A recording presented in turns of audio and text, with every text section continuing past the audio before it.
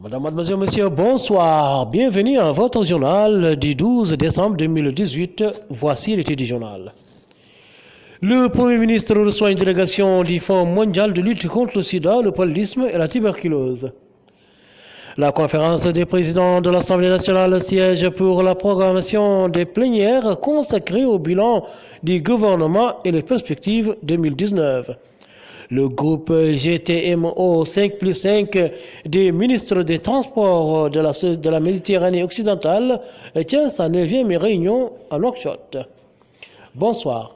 Je vous le disais en titre, le Premier ministre Mohamed Salem El-Béchir a reçu en audience aujourd'hui une mission du Fonds mondial de lutte contre le sida, le paludisme et la tuberculose, mission conduite par Mark Eddington, directeur des financements au dit fonds. La rencontre a porté sur les moyens susceptibles de renforcer les relations de coopération entre notre pays et cette institution internationale. À l'issue de l'audience, Mark Eddington a fait une déclaration que nous proposons après ce journal. Du côté de l'Assemblée nationale, la conférence des présidents s'est réunie ce mercredi sous la présidence de son premier vice-président, Boudjelloul Hamed, en présence du ministre de la Culture, de l'Artisanat et de la Relation avec le Parlement, porte-parole du gouvernement Sidi Mohamed Ould Maham. L'ordre du jour porté sur la programmation de 2 plénières durant lesquelles le Premier ministre passera en revue devant le Parlement le bilan de l'exécution de la déclaration de politique générale du gouvernement 2017-2018 et les perspectives 2019. Au cours de la réunion, la séance publique consacrée à la discussion du projet de loi de finances initiale de 2019 a été programmée pour le 24 décembre courant. Clôture de la 7e conférence générale du comité maghrébin de l'électricité, dont les travaux avaient débuté hier à Nouakchott sous le thème « Les réseaux intelligents pour l'accélération de l'intégration des renouvelables dans le système électrique maghrébin ». Les participants ont formulé une série de recommandations que nous allons découvrir après ce journal. Ce soir, c'est également clôturé à Nouakchott la 9e réunion du GTMO 5+5, en clair groupe des ministres des Transports de la Méditerranée occidentale, les ministres des 5 pays de la Mauritanie, de l'Algérie, du Maroc, de la Tunisie et de la Libye, et leurs homologues de France, d'Espagne, d'Italie, du Portugal et de Malte étaient ce matin en conclave pour discuter les voies et moyens permettant de développer les coopérations en matière de transport dans cet espace.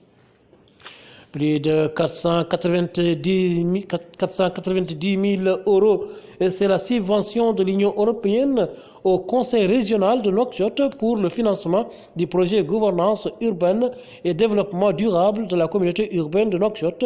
Le document de financement a été signé par la présidente du Conseil régional de Nouakchott et l'ambassadeur et chef de la délégation de l'Union européenne à Nouakchott.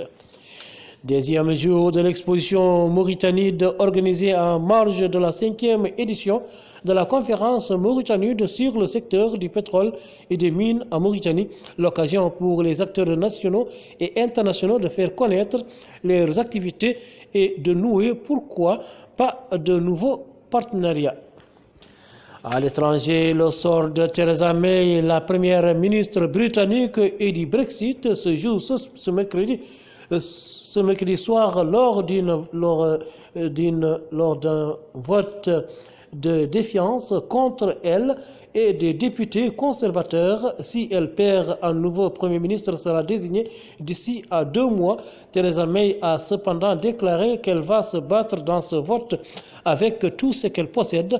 Elle a mis en garde contre un changement de leadership maintenant qui ferait courir, selon elle, un risque au pays et créerait de l'incertitude. Si May emporte ce vote, elle sera protégée d'une telle procédure pendant 1 an, ce qui n'empêche pas le risque d'une motion de censure de l'opposition sur laquelle voterait l'ensemble de la Chambre des communes. Pour déclencher ce vote de défiance, au moins 48 lettres de députés Tory, 15% du total, ont été déposées auprès du président du comité 1922 ou 1922 qui représente les élus de base. Celui-ci a annoncé que le seuil avait été atteint mardi soir par téléphone à Theresa May à son retour d'une tournée européenne.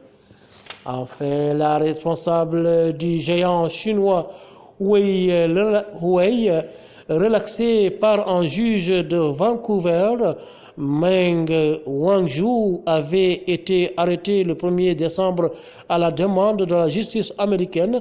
Cette dernière réclame l'extradition de Mme Meng, 46 ans, soupçonnée d'une fraude visant à contourner les sanctions américaines contre l'Iran. Pékin réclame à Ottawa sa libération immédiate.